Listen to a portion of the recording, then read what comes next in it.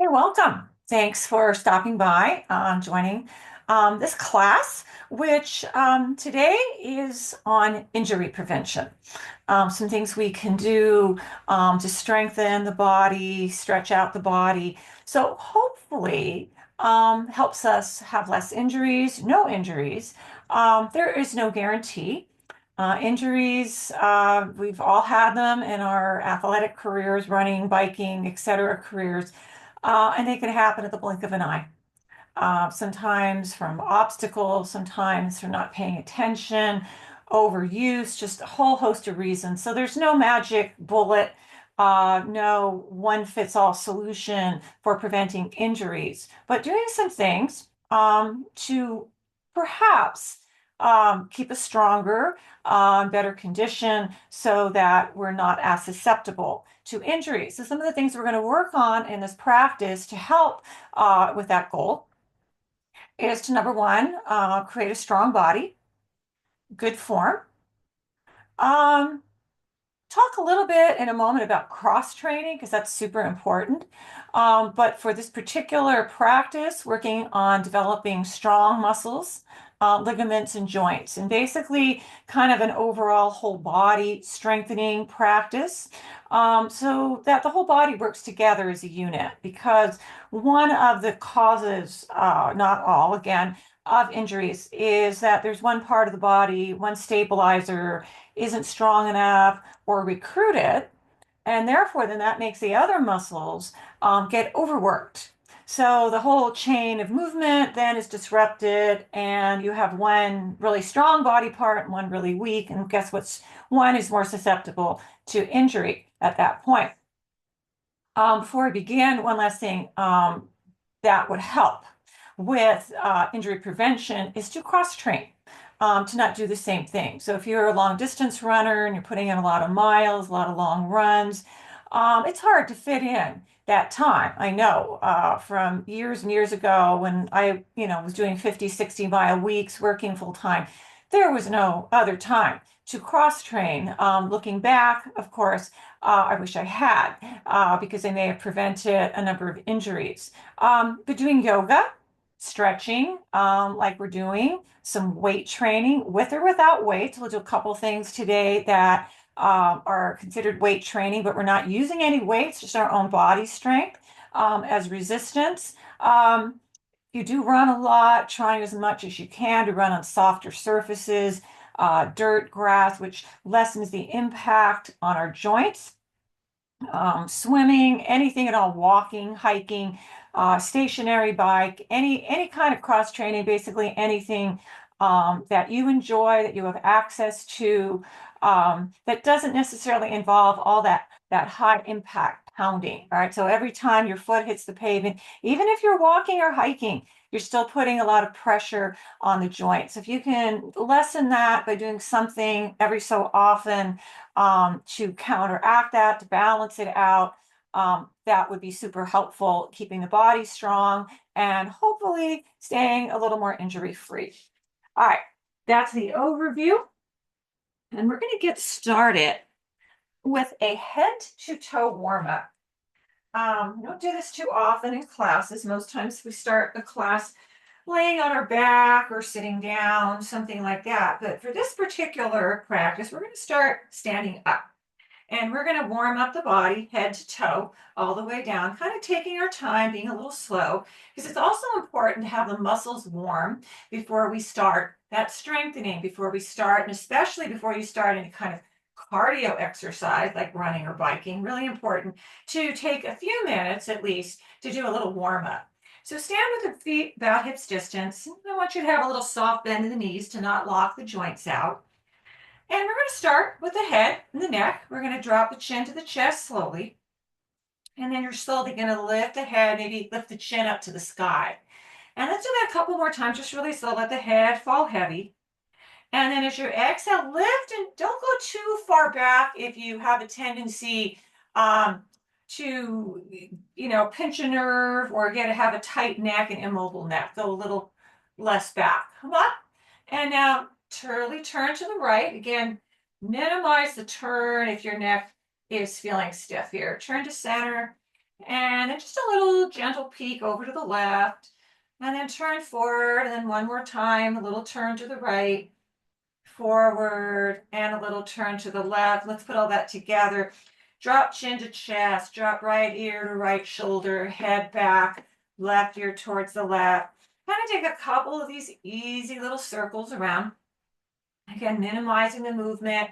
If your neck is protesting this, and then just change at some point, take the circles really easy the other way. This is really good to do for neck mobility. Our neck tends to get stiff, especially if we sit a lot, do a lot of computer work. So you don't want the neck to start atrophying, getting tight and sore. All right, come stand.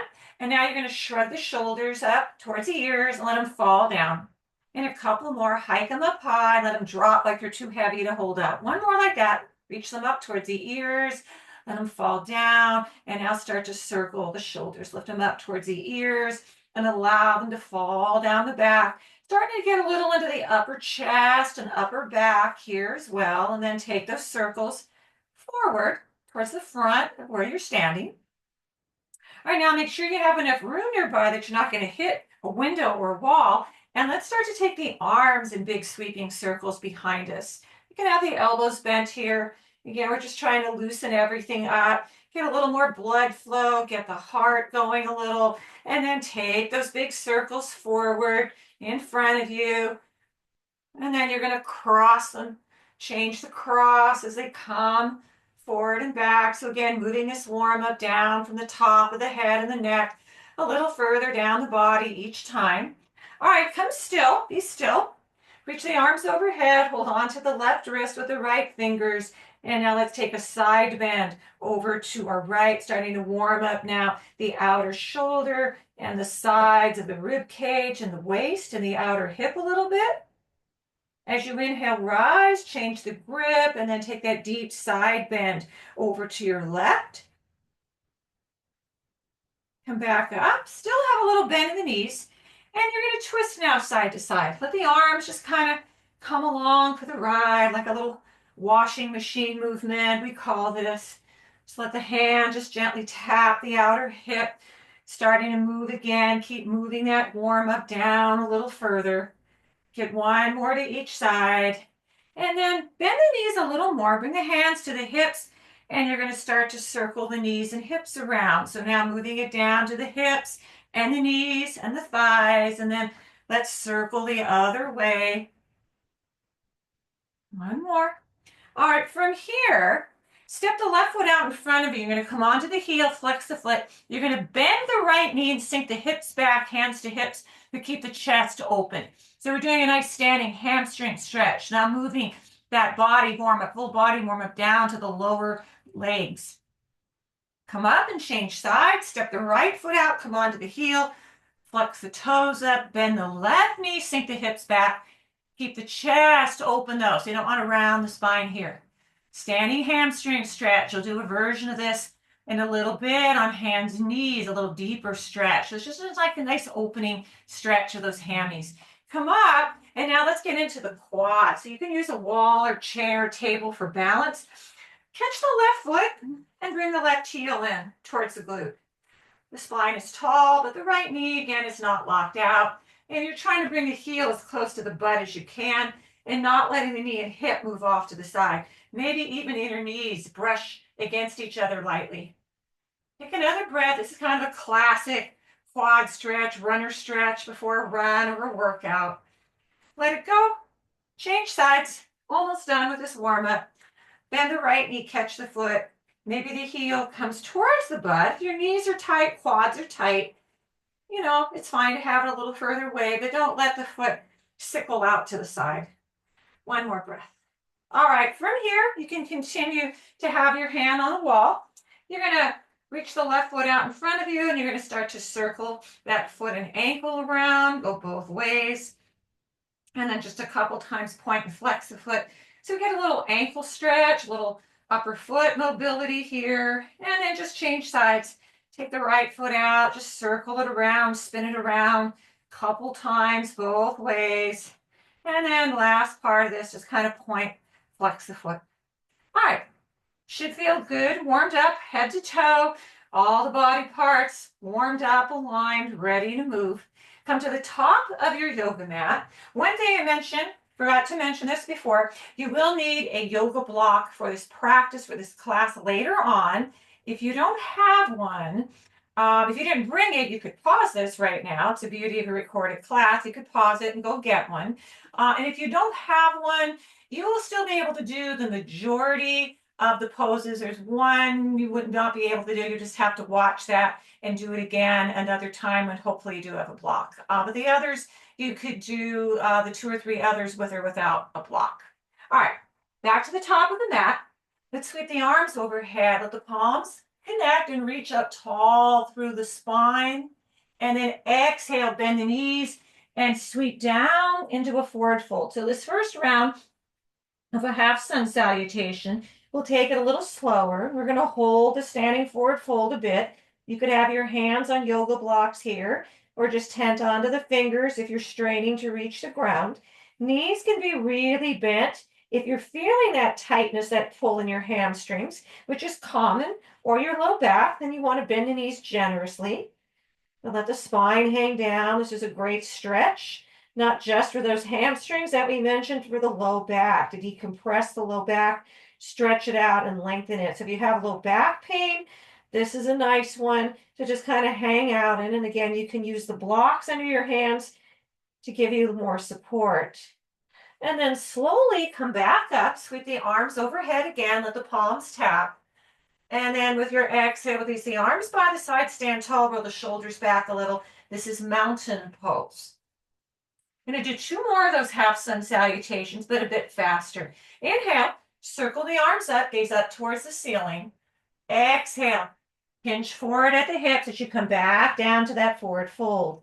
This time, press the palms to the low shins, flatten the spine and gaze forward. And then exhale, fold back again. Rise tall, circle the arms up, join the palms. And then with your exhale, once again, release the arms by the sides, mountain pose. One more. Inhale, reach tall, really lengthen up. Exhale, fold back down. Palms to shins or hands can be on blocks, gaze forward. This time, bring the hands to the mat, step the feet back, and drop onto all 4 hands and knees. All right, with our cat-cow, which is a traditional warm-up articulation of the spine, we're going to add in some lower body movement. So we get 2 things going at once, that joining in, that coordination of all these body parts that we talked about. You're going to bring the right knee towards the nose as you curl in for that cat pose. Now, you're going to flex the right foot, keep the knee bent, lift that knee and foot up towards the sky in a donkey kick as you open the chest into cow. And keep going. Curl in. Exhale, flex the foot, push the foot up towards the sky. Keep going like this, a few more. So we're warming up the spine. We're warming up the core here. And we're also getting that right leg and glute and hamstring going. Take one more on the side, in and up, and then come back to all 4s. Take side 2, pull the left knee to the nose, round in for cat. Flex the left foot, bend the knee, reach the foot up towards the ceiling, open the chest forward for cow. And keep moving through those 2 movements, adding in with that spinal articulation, that in and out with the knee.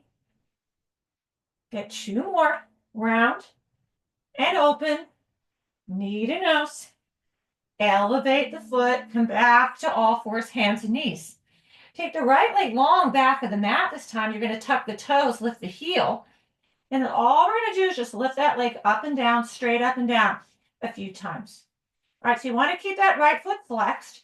As the leg lowers, you just kind of maybe tap just the big toe or all 5 toes to the mat. Don't lift the leg too high. We want to keep that left side really steady. So getting here again into that hamstring and the glute. Working on some strength here. One more. Bring the right knee back down to table. Take the left leg long, tuck the toes, and then just starting those little straight leg lifts, little toe taps. Not lifting too high. Okay, keep it pretty low to the ground. You should feel this in the hamstring and the glute. Leg is strong. One more. All right, come back to all 4s. From here, step the feet back to high plank. And then lift the hips up, walk the feet in a bit, and take downward facing dog. So we're not going to be doing a lot of downward dogs in this practice. It's not kind of a flow kind of practice like we do sometimes, but we'll be here every so often. Take a pause here in this first one. Downward dog is a pose that pretty much works the entire body. Think about you're working the upper body, the shoulders, the chest, the upper back. The legs are supporting us. The hips are lifting high. The chest is dropping down towards the ground. From here, you're going to bend the right knee deeply and keep the left leg mostly straight and start to stretch that left heel down towards the ground. Really getting a nice stretch in the calf and Achilles tendon. One more. All right, and then switch. Bend the left knee deeply, straighten the right, and start to reach that right heel down a little closer towards the ground. One more breath. All right, straighten both legs. So, of course, anytime you're in downward facing dog, it's absolutely fine to have the knees a little or a lot bent. Let's take the right leg up to the sky to three-leg dog. And then you're going to step it forward, drop onto the left knee, walk the hands in, and bring both hands to the hips as you lift the spine and arrive in this low lunge position. All right, so keep the spine tall here to begin with. Heels of the palms are pressing into the outer hips, and you're using the heels of the palms to kind of help you sink a little deeper into that right knee and open up the front of the hips here. One more breath. All right, now you're going to lean forward. You're going to bring both hands to the mat inside the right foot. Maybe scoot that left leg back a little bit, straighten it a little more. You're going to turn the right toes out to the side about 45 degrees, so the toes may be slightly off the edge of your mat. You can use a block here if you're straining to reach the ground. This is a variation of lizard pose. We're not going to go too deep, so let's stay on the hands for now because we haven't really warmed up the hips enough to get deeper in. Getting a little bit with turning the toes out into that inner thigh and inner knee and a little bit into the groin. One more breath. All right, from here, you're just simply going to step the right foot back onto the mat, right knee rather back into the mat to tabletop, tuck the toes, and lift the hips right back up to downward facing dog. Let's take that to the second side. Float the left leg to the sky to three-leg dog. Take a big step forward, lower onto the right knee, walk the hands in, press again, heels of the palms into the outer hip, lengthen up through the low back. You want a really nice tall posture here, but then use those hands and the hips, that little stretch to help you sink a little deeper into the left knee. You should feel that stretch increase a bit in that right hip flexor. One more breath. All right, now lean all the way forward. Bring the hands to the mat or block inside the left foot and start to straighten the right leg back. Kind of scooch it back a little bit, press into the top of the foot. And then we add in that little turn. It's like just a little half turn. You just kind of dial the left toes off to the side. They may be off the edge of your mat. And you're going to keep on the hands for this practice, okay? Not getting onto the forearms as sometimes we do with a lizard if we want to go deeper, but just kind of staying a little higher up. One more breath. All right, from here, just again, step that left knee back to tabletop, tuck the toes, and lift the hips back up again to downward facing dog. Let's take a breath or two here, breathing in through the nose and exhaling through the nose. And then one more like that, big breath in and a nice deep breath out. From here, let's take the right leg back to three-leg dog. Exhale, step it through and drop again onto the left knee. Walk the hands in, this time in a low lunge. Bring both hands to the right thigh and lift up tall through the spine. You're going to lean forward slightly. Prop the right forearm on the right thigh. Bend the left knee. Reach back with the left hand and take hold of the left foot for a kneeling quad stretch. If you're able, if your balance is okay, you're steady enough, start to straighten the spine, though you can stay leaning forward if that's better. Once again, don't let that left foot Pop out to the side, keep it in center, aim it in close to the glute. One more breath. You're going to release that left foot down to the mat. Now, lean forward. This time, one hand on either side of the right foot. You could use a yoga block under each hand. You're going to start to straighten the right leg, pull the hips back, and wiggle that heel forward. So here's that same hamstring stretch we did in the head to toe warm-up. Same thing, except now we're kneeling on the mat. You're still pressing into the right heel, flexing the foot, but not locking out the knee. Maybe you want to fold over that right shin, aim the forehead down towards the knee. Stretching out the hamstring, keeping both hip points, however, both hip flexors facing the front of your mat, not turning to the side. One more breath. All right, lift the chest about halfway. You're going to turn, just like a little quarter turn to your left, and then start to walk the hands off to the left. Come onto the fingertips, but once again, don't let the hips move. Keep the hips going forward. One more breath. Walk the hands back. Rebend the right knee. Step back to plank this time, and take the hips up to the sky, back to that downward facing dog.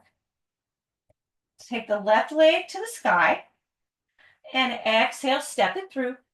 Drop under the right knee, walk the hands in. We start with both hands on that left thigh and lift up tall through the spine to enter this low lunge. Now, we lean forward, prop the left forearm on the thigh to start, bend the right knee, catch the foot, same hand. Begin to ease the heel in towards the butt to stretch the quad. If you're able, start to lengthen through the spine, lift up. But again, it's fine to keep leaning forward a little or a lot if you need to keep your balance here. Take another breath in the quad stretch, and then carefully release the right foot down. Hands come to the mat, frame the left foot. Begin to pull the hips back, straighten the left leg, maybe wiggle the heel forward a little more, and come into half splits or kneeling hamstring stretch. Keep that little bend in the knee, or of course, if your hamstrings are super tight, you bend the knee quite a bit. Either way, have at least a little bend in the knee, and maybe fold over the leg if that feels okay. Take another breath here, stretching out that hamstring.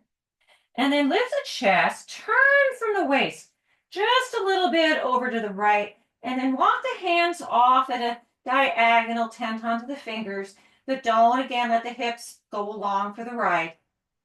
Take one more breath here, and then come forward, rebend the left knee, foot to the mat, hands down, step back to plank, take the hips back up to downward facing dog. Take a breath here.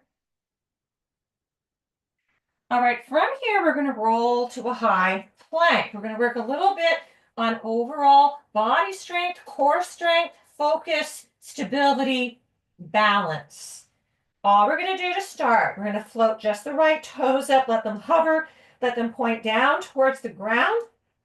Drop the right foot down, take the left toes up to hover into a three-legged plank.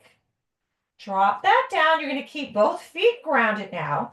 You're going to press down more firmly through the left palm, and you're going to sweep the right arm long by the ear. Try not to let the hips twist too much to one side. It's really tough to control that, but try. Drop the right hand down. Take the left arm long by the ear. Chest still faces down towards the ground. Drop that down. Take the hips back up to downward dog. We'll take a breath there before we try that again. A little bit more challenging this time.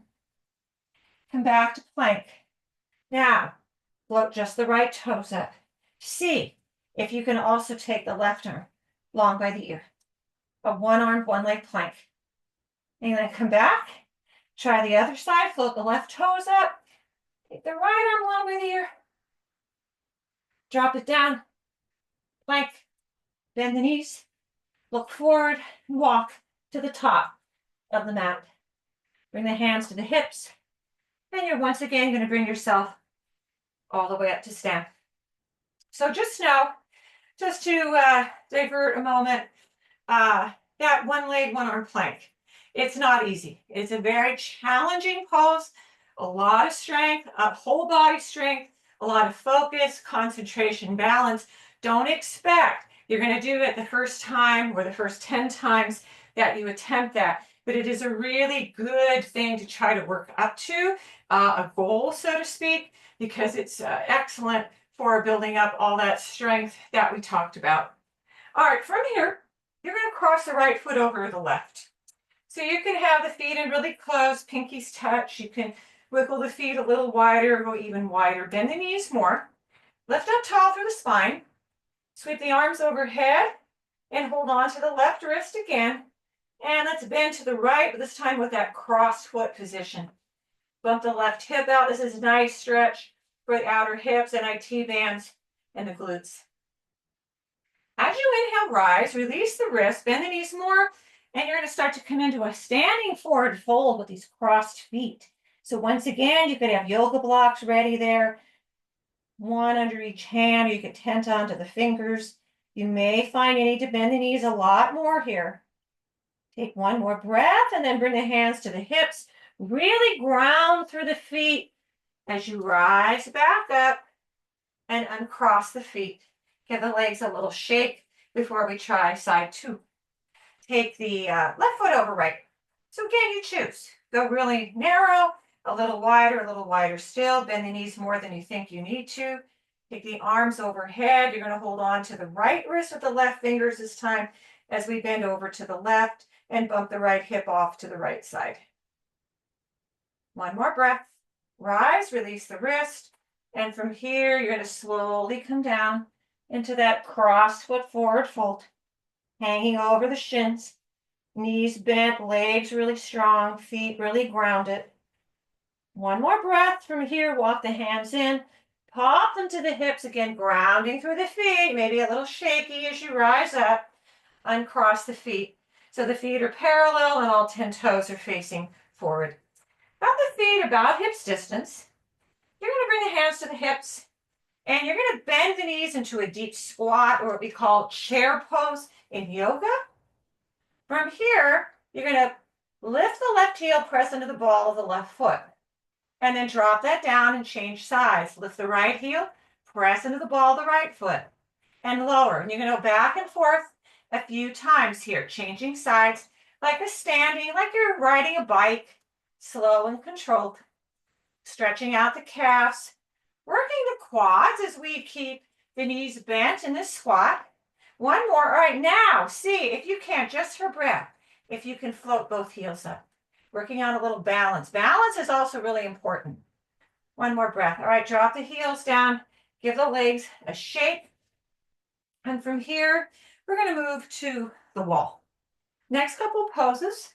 The first one, you may not need the wall for balance, but the second pose after, we're going to use the wall. So you may as well be there. And if you don't need the wall for this first pose, which is tree pose, the balancing pose, leg strengthening pose, you don't have to use it. You can be away from the wall or you can stay at your mat. From here, let's start standing on the left foot.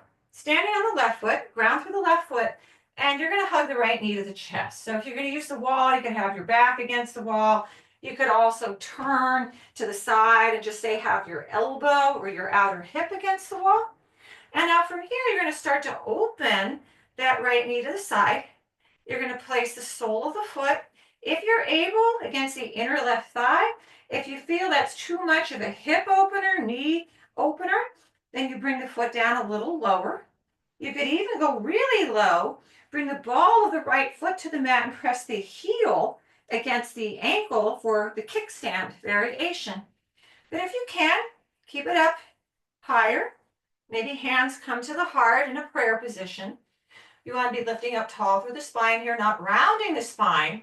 So we use the legs, especially that standing leg, that left leg for support, grounding through the foot. That helps to activate and strengthen the leg. The knee that's bent, we're opening the hip, getting that nice stretch again, inner thigh, inner knee. You need to really engage that core, all right, belly to spine. So you use all that core strength to help support you. Last again is that focus. Focus your gaze on a point. Concentration here is key, but use the wall if your balance is off. So you can focus properly on the alignment of this pose. All the other things going on besides the balance. One more breath. Bring the right knee back to the chest and then lower the foot down to the ground. Take side two. Press into the right foot, hug the left knee into the chest. Just again, take a moment here, standing tall, already starting to engage all the muscles of that right leg, the quad, the knee, the hamstring, etc. And then open the left knee out to where it feels comfortable. All right. Again, if you need to drop the foot lower, drop it lower. Maybe you join the hands at the heart in prayer. You keep the hands at the hips. You're spreading through the toes of the right foot, engaging through that whole right leg, standing up tall. Tall spine here. Good posture helps. Core engagement helps. Focus, concentration, quieting the mind helps tremendously. One more breath. Bring the left knee back to the chest and lower it to the ground, and then give both legs a little shake after holding you up in that tree pose. All right, now you will need to use the wall for the next pose, which are wall squats. So if you stepped away, come back. Before we begin, we're going to do 3 rounds. You're going to press the upper back into the wall, back of the head, shoulder blades, whole length of the spine. Step the feet out in front of you a little. No, you may have to step them out a little bit further because you want to be able, when we squat, to see your toes over your knees. And now begin to bend the knees. Drop the hands to the thighs, take a glance down. Make sure you can see even just a little bit of the toes. And if you can, you need to wiggle them out a little further. And then see if you can bend down a little more. So we use the wall here, because obviously we can do a squat, a chair pose like this in the middle of our mat. But having the wall kind of helps us, number one, find that nice tall posture so we're not slouching, we're not rounding. It also gives us support, so perhaps we can stay in this squat a few more breaths. Strengthening the quads and the knees. Give the glutes a little squeeze here as well. It's a good pose to strengthen those. One more breath. Straighten the legs. Give them a little shake, but stay near the wall so you don't have to keep moving around back and forth. And then let's do round 2. Bend the knees, sink down. Palms rest on the thighs. Again, do that little check. See if you can see your toes. Otherwise, they need to inch out a little more. Press the back against the wall, gaze out in front of you. Another pose. Concentrate, because as you keep going through rounds of these, your quads are going to get tired and they're going to start to shake and quiver and protest, and you're going to want to come out of the squat early, which is why using the wall, you kind of press back against the wall. Okay, that helps a little bit. One more breath. All right, straighten the legs. Just briefly again, give them a little slap out or a little shake or wiggle. And let's do one more. Bend the knees. Come back last time into that wall squat. Good pose to strengthen again the quads for sure, but also the knees and the glutes. See if you can sink a little bit lower. 2 more breaths. Focus here. Ignore the shaking of the quads. And then stand up. And again, give both legs a really nice shake. They deserve it. All right, now is where we're going to use the block. Next 3 poses. So the first 2 poses, again, if you don't have a block, you can do the next 2 poses without the block. I'll demonstrate it both ways. So if you're using the block, excuse me, have it the flat setting, okay, the lowest setting, so it's more stable. And you need to be near a wall or a chair or a table, something you can just kind of tent your fingers on for support. We're going to do calf raises here. So you're going to stand on your block if you're using it. So the balls of the feet are on the block and the heels are off the block. And it depends how long your feet are, how much of the foot is going to be on the block. You want to stand tall. Maybe just kind of come onto the fingertips. And then you're just going to lift the heels up and down. Just stretching them up and down. So if you don't have a block or you don't want to use it for any reason, you just come off the block and you just do that on the ground. It's easy to do. Having the block, I'm going to go back to the block. For me, it just gives me a deeper stretch. All right, lets me lift up a little higher. And it's a little more challenging, but it's also at the same time a bigger stretch for those calves and Achilles. which for me, I do a lot of cycling now that I can't run, and my calves get really tight after a hard bike ride. One more. All right, step off the block. All right, next one again. We're going to use this in a different way. And you could do this without a block, but it would be a little more challenging and you may not get as much movement in. We're going to do some leg swings, just gentle leg swings, which are really good. Those are really focused on the hip flexors, all right, creating movement and mobility and fluency in the hip flexors, the front of the hips, which are really crucial to keep mobile and warm for running, for any forward movement. If you think about walking, your hip flexors are going forward, they start getting tight, they start getting sore, then that starts to restrict your movements and makes your strides, your runs choppier. All right, so we're going to stand on the block, flat setting again with the right foot. So you're going to stand. And again, if you don't have a block, you could do this without, but you're not going to feel it as much, but it would still work. So if you're using the block, stand on it on the right foot. Again, maybe have the left hand on a wall or table for balance, because we are balancing. We're standing on one leg. Before we start these little leg swings, we're going to do them 3 different directions.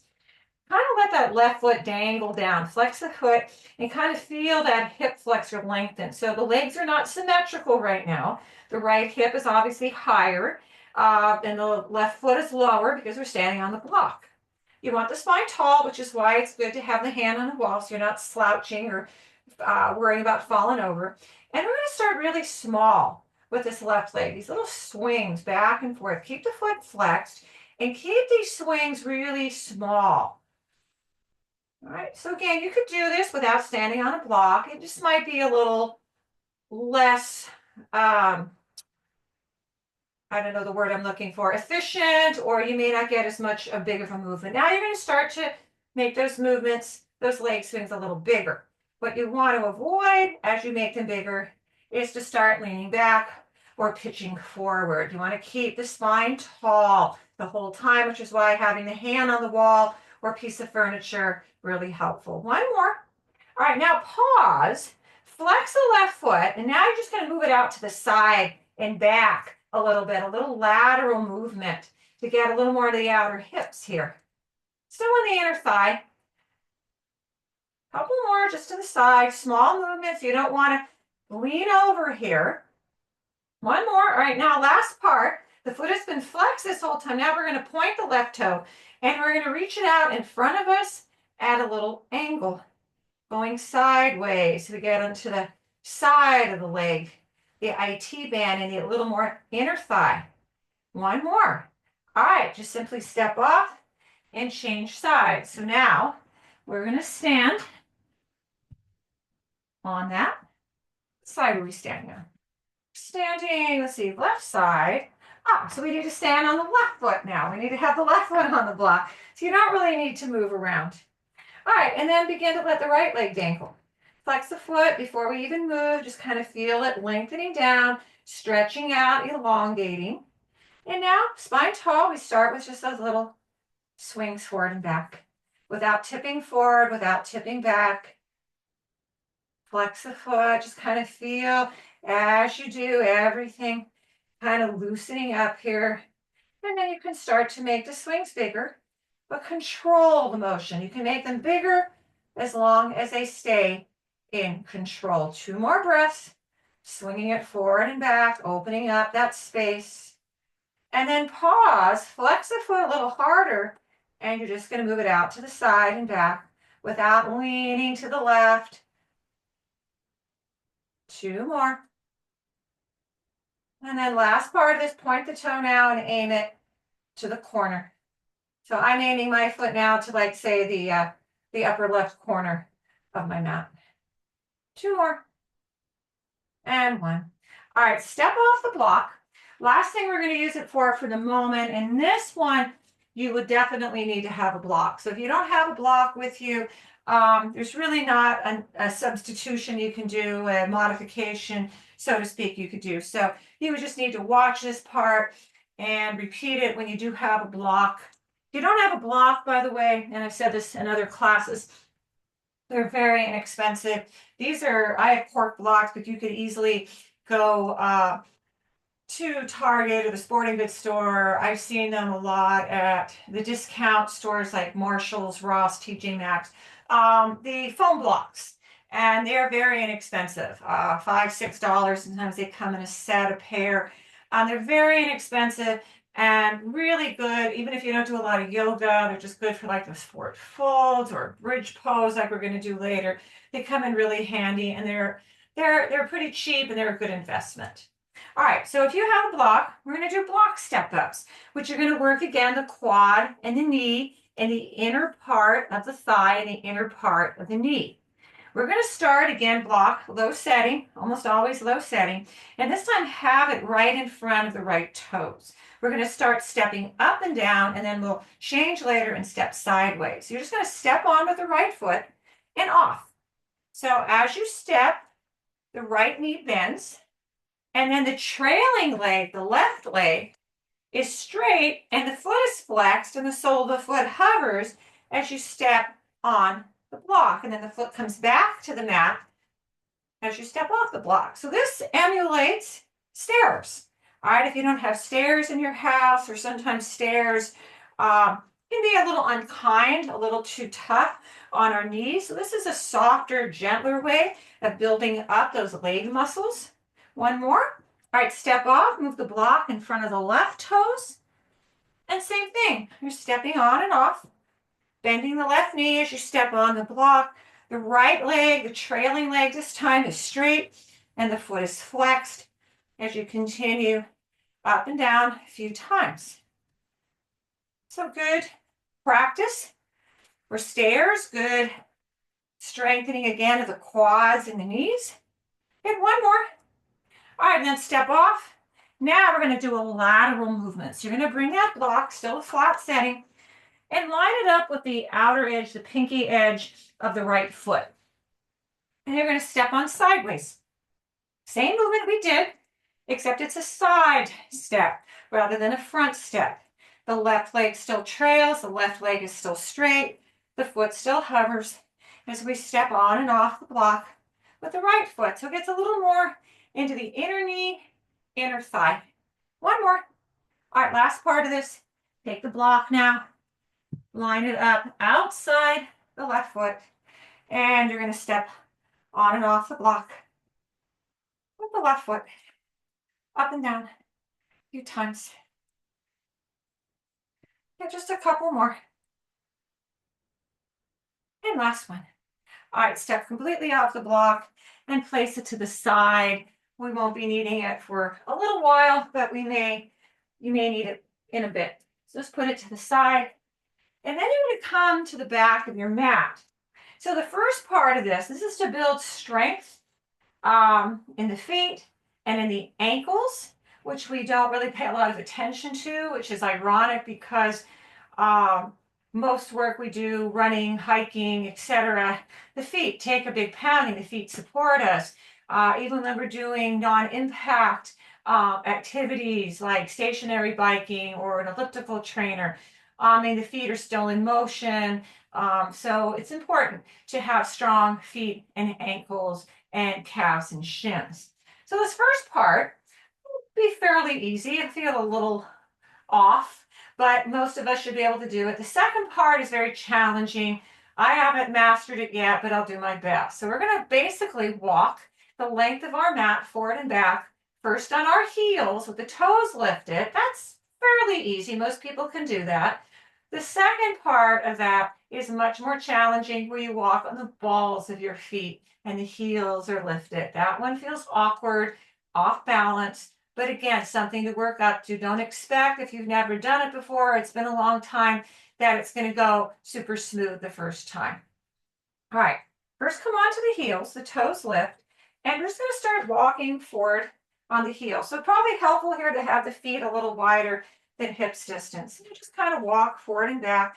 And don't be so concerned about the spine being tall, right? You have enough going on with trying to stay upright and keeping the toes lifted. So if you need to lean forward a little, you need to have the knees bent, it's all good. And let's just get one more. on the heels, walking forward and back. And you should feel how that stretches those tops of the ankles out. Now, next part, not quite so easy. You're going to lift up onto the balls of the feet, let the heels lift, and you're going to walk probably a little slower and a little more clumsily towards the front of the mat and then back again. And you're going to have to drop your heels probably like I am. But if you have really good balance and if you have really strong feet, you may not have to. And we're just going to do one more time to the back of the mat, trying the best you can. If you need to drop the heel down and then lift back up, that's fine. All right. Come back to the top of your mat. And from here, reach the arms overhead, join the palms, and then exhale, fold down to the ground. Step back to all fours. Come on, all the way on your back.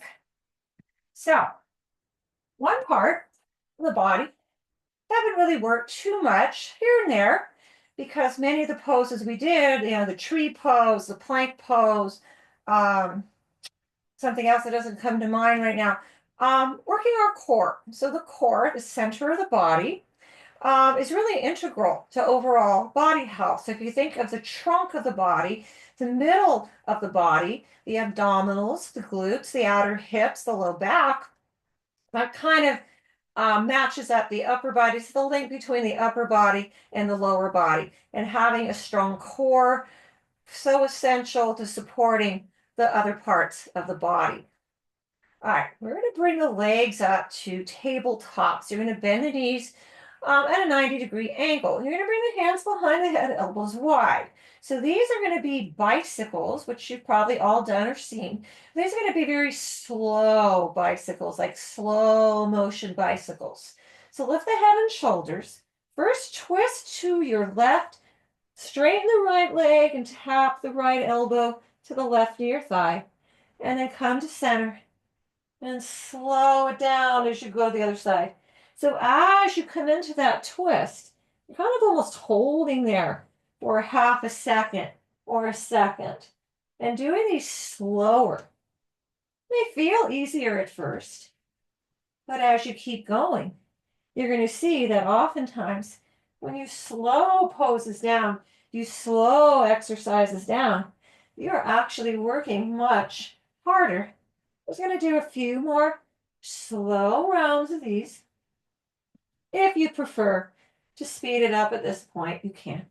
Otherwise, just stay kind of slow, like me, a really slow, leisurely bike ride. All right, the next time you come to the left, you're going to hold here. Lift the chest, that left shoulder a little higher, point the right toe, straighten the leg. One more breath, come to center, twist to the right, and we're going to hold here a few breaths. Lift up a little higher, point that left toe, straighten the leg. One more breath, lower all the way down. Hug the knees in, wrap the arms around the shins and rock a little, right, left, side to side. Okay, that was one part of our core work. So with the twist, when you move side to side, you're working the obliques, right? Sides of the abs. Now we're going to come in to a forearm plank, a low plank, and that's just going to kind of work not just the core, but the legs and the shoulders as well. But it's mostly focusing on our core. So let's get set up. Come on to elbows, forearms first. So stay on hands and knees to begin. And I'm going to suggest you interlace the fingers here. Walk the elbows in close. Press the pinky fingers into the mat. Tuck the toes. Step the feet back. Lift the knees. And we're in a forearm plank. And we're going to hold here approximately 40 seconds. You need to come out early. Come out early. We're already in about 5 seconds. So here, press more into the balls of the feet. Stretch the heels back. You have about 30 more seconds. Press down through the elbows, forearms to give you support. Lift the knees and the quads up. We're about halfway there. Stay with it if you can. Begin to be a little more aware of the core here. Really suck that navel up towards the spine. 10 more seconds only. Stay with it. Focus. We have just 5 and 4 and 3, and 2, and 1. Drop the knees down and come lay all the way on the belly. Bring the forehead to the mat. Chest is on the mat. Legs are long. Press the tops of the feet into the mat. You're going to step the hands in close by the ribs, and you're going to bend the elbows and kind of hug the outer ribs in with the elbows. So we're going to progress through several rounds of cobra pose, which is a little gentle back bend. Nice to strengthen the low back. But what we're going to focus on in particular with these rolling cobras is a little more glute strength and engagement. So each time we lift up, I'm going to tell you to squeeze, tighten, engage the glutes. As you inhale, lift the head and shoulders, squeeze the glutes, and then slowly tap the forehead to the mat. Inhale, peel the chest up, squeeze the glutes. Exhale, lower down. So it's like a rolling or rippling motion as you keep going here, up and down. Don't worry about how high you lift the chest. Focus more, broadening across the collarbones, and especially squeezing the glutes. We're going to do 3 more of these rolling cobras. We have 2 more and 1 more. See if you can hold here with me. 5, 4, 3, 2, 1. Lower the forehead down. Release the arms, straighten the arms by the side. You're going to turn one cheek to the mat. You're going to bend the knees, flex the feet, and let the feet drift side to side. Windshield wiper movement to release the low back. Help it feel good. 1 more breath. All right, from here, push yourself up and sit down. Have a seat. So we're going to work now a little bit. I talked earlier, at the very beginning, before we really started even practicing, about cross training and how one of the things you can do to cross train is strength train. Lifting some light weights. Some people like really heavy weights. Some people don't like weights at all. So the next couple of things we're going to do are going to focus on, particularly on the arms, increasing arm strength without using any excess weights, without using any little dumbbells or barbells, just using our own body strength as resistance. Bring the hands back by the hips. The legs are going to be straight for this first one. You're going to lift the hips up into a reverse plank position. So already here you can see how the arms are working, supporting you. Keep looking out in front of you. You're going to lift the right leg up a little, drop it down, take the left leg up a little, drop it down. Now, you're going to bend the right knee to the chest, lower it down, left knee in, left leg down. We're going to do 3 more rounds of that. Right leg up, straight, left leg up, straight. Right knee bent, left knee bent. 2 more times. Keep lifting the hips up. Keep gazing forward. Bend and bend. And how about just 1 more? Lift the right leg up, point the toe. Left leg up, point the toe. Right knee in, left knee in. Hold this reverse plank. 1 breath. And then lower all the way down. All right, now, similar, but not the same. You're going to bend the knees this time. Feet to the mat, feet are about hips distance. Now we're going to work next pose on specifically on the triceps. You're going to bring the hands back by the hips. And you're going to lift the hips up, keep the knees bent this time. So the first one with the legs straight, we call a reverse plank. This is a reverse tabletop because the knees are bent. Still gaze out in front of you. What you're going to do, at the same time, you're going to start to lower the hips to hover, and you're going to bend the elbows, getting into the triceps, a little tricep dip. And then slowly lift the hips and straighten the arms without locking the elbows out. We're going to do 4 more of those, slow and controlled. Bend the elbows, sink the hips to hover so that bony part of the elbow is really protruding out. And then lift back up. And then 3 more. Lower down, bend the elbows, work those triceps, strengthen them. Straighten the arms, lift the hips. 2 more. Lower down slowly. Let the hips hover. Don't let them touch the mat. And then lift back up. And then 1 more time. Lower down. Hover. Hold. Lift back up. Straighten the arms. Hold. Gaze out in front of you. For 5, 4, 3, 2, 1. Lower all the way down. Have a seat. You're going to keep the knees bent though. We're going to start by laying back on elbows forms, right? And you can stay here or there'll be an option to go another step. But you want to keep the chest open here. No matter if you stay on the forms or choose to come up on the hands. You don't want to tuck the chin to the chest or start letting the shoulders roll in together. You want to broaden across the chest, gaze forward. You're going to float the right foot up and you're going to cross that right ankle outside the left knee, flex the foot and open that right knee and shin off to the side. This is seated figure four. All right, this already feels good, good hip opener. Stay on the forearms. If you want to try to go a little deeper, then you start lifting up onto the hands, kind of scooting the butt in closer to the heel. The spine is a little taller. Either way, whether you're on the forearms or the hands, keep the right foot flexed. And just about 3 more breaths. Just kind of rock that knee and shin a little side to side. So nice hip opener here. 1 more. All right, uncross. Both feet parallel. Come back onto the forearms. Float the left foot up and cross that left ankle outside the right knee. Flex the foot. Staying on the forearms as this is good. Or maybe come onto the hands.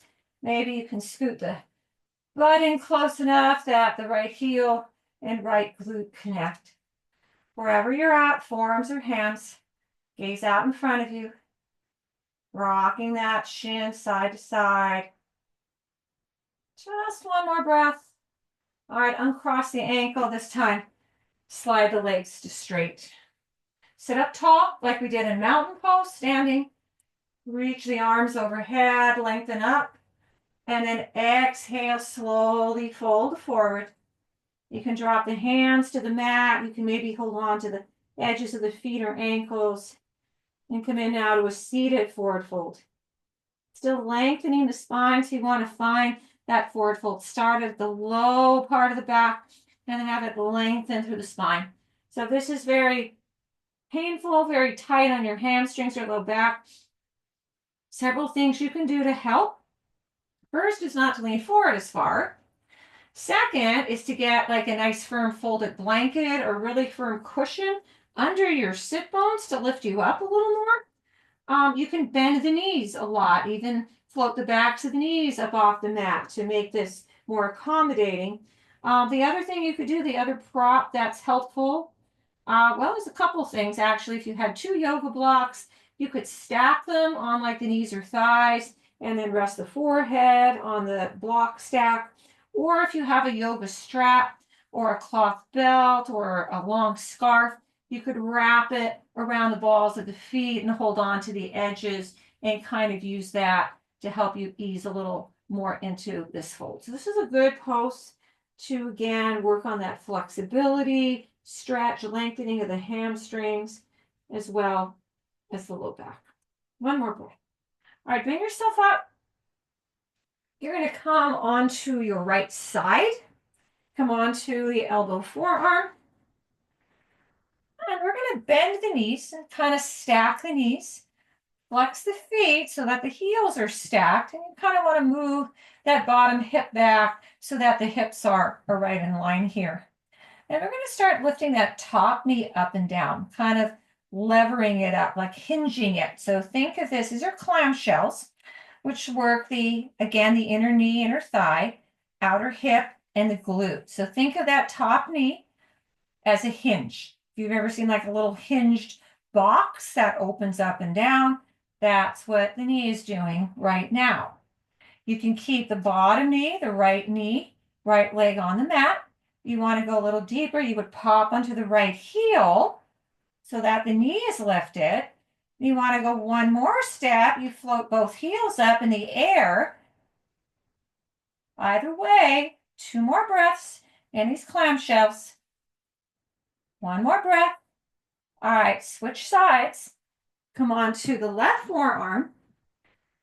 Bend the knees, stack the knees, flex the feet, stack the heels. Again, kind of wiggle them, rearrange so they're right in line here. And then just start lifting the top knee up and down, hinging it like a clamshell. I think once you open a clamshell, you can't close it again. So that might be a bad example, a bad metaphor. visual, more like a hinged box, like if you have a jewelry box or music box. Music boxes do that. They open and close. That's a better visual than a clamshell. All right, again, you can stay here, pop onto the heel, or float both heels up, kind of suspend your clamshell. 2 more breaths, whatever you're doing with the legs. 1 more breath here, and then lower down, and now come lay on your back. And now here is where you could re-employ your block for bridge pose. All right, start out, whether you're using the block or not, feet hips distance. Scoot your butt in close enough that the fingertips can tap the backs of the heels or the ankles. You're going to press down through the feet, press down through the palms, lift the hips up, and find your bridge pose. So you could get the block, you could stay low setting, you could go a little higher to the medium setting if you want a slightly higher back bend. Maybe step the feet in a little closer if that's working. And of course, this is a pose you can do without a block. If you don't have a block, you could do it. It's just the block, again, gives us that support. And if our goal, if our intention is to hold this bridge pose a little longer, having the block for support can help you stay in it, as long as you want, a minute, 2 minutes, something like that if you want. And this, again, the bridge pose kind of works everything in the body. It is a back bend, so we mostly think of it as helping our back, our low back decompress, lengthen out, stretch out. But if you look at this pose, the quads are also working, and the knees, and the hamstrings, and the glutes, and the outer hips. And of course, the chest is opening, the shoulders are broadening here. Let's take 1 more breath. And then slowly lower all the way down to your mat. Keep both knees bent for now. You're going to hug the right knee into the chest. And you're slowly going to straighten that right leg up to the sky and take another hamstring stretch. So interlace the hands if you want. Hold on behind the thigh, or maybe you can walk them up towards the ankle or the calf. You can keep the left knee bent, or you can slide it to straight. And we're just going to gently rock that leg forward and back a few times. So hamstring should hopefully feel a little looser, a little more open. We did a fair amount of work on the hamstrings in this class. That's because they're such a big muscle, and we use them pretty much in every physical activity we do. They can also, for many of us, be really tight and take a lot of time and patience to lengthen and find more flexibility and movement in. So that's why we spend more time on the hamstrings. All right, keep the leg lifted, point the toe. If the left leg isn't already straight, slide it to straight. Ground the arms by the sides of the mat. Keep the shoulder blades pressing into the mat. Keep the gaze up towards the sky, and you're going to cross that right leg over to the left, no more than about 25%. So what we're looking for here is to stretch out and lengthen the IT band, which I haven't done a ton of that in this class, but here and there. So for example, that crossed foot side bend and forward fold we did earlier, remember that? That is really intended for the IT band. 1 more breath, come to center. Let's rebend both knees, bring both feet to the mat to start the second side. Take the left knee into the chest, and then again, take your time, begin to straighten. Know that the leg doesn't have to be straight. So even though it's the end of the class, towards the end of class, hamstrings should be much warmer, looser than they were at the beginning. Again, that's a big muscle, very tight in many people, and it takes a long time. So it may not feel any looser than it did at the beginning. So if that's the case, you keep your knee bent a lot, a little, whatever you need. Take another breath, just gently coaxing it to and fro. Keep the leg lifted, point the toe, slide the right leg straight, cross that left leg over to the right without twisting the upper body. So we focus here on the IT bend. 1 more breath. Come back to center. You're going to hug the right knee into the chest to keep the left leg long. From here, we're going to twist over to the left You're going to ground the shoulder blades, and you're going to start to turn left side of the chest to the right. Again, here, watch the neck. If your neck is sore, gets pinched out of shape, nerves get pinched, the neck gets tight, sore, easily don't turn the head too deep. Look over the shoulder, look up towards the ceiling instead. So twists we do almost every class, standing twist, seated twist, recline twist, to keep the spine nice and mobile. So the spine tends to stiffen up, not have enough mobility, and that leads to a whole host of problems. So doing twists can really keep the spine healthy and mobile and flexible. Roll onto the back, change sides, slide the right leg long, hug the left knee to the chest, and then begin to slowly twist over to your right, ground the shoulder blades, and then begin to turn right side of the ribs to the left.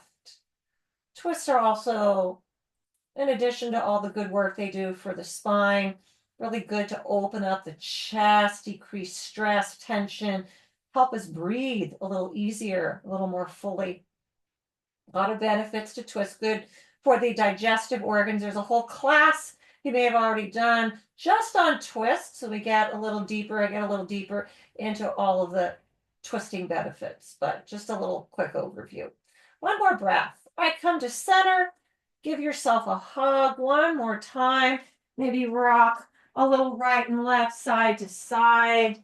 And that is going to conclude this class on injury prevention. So hopefully, again, no, magic bullets here, no guarantees that doing this practice or anything is going to not have you get injured, because injuries happen. I mean, I broke my toe walking into the wall in bare feet.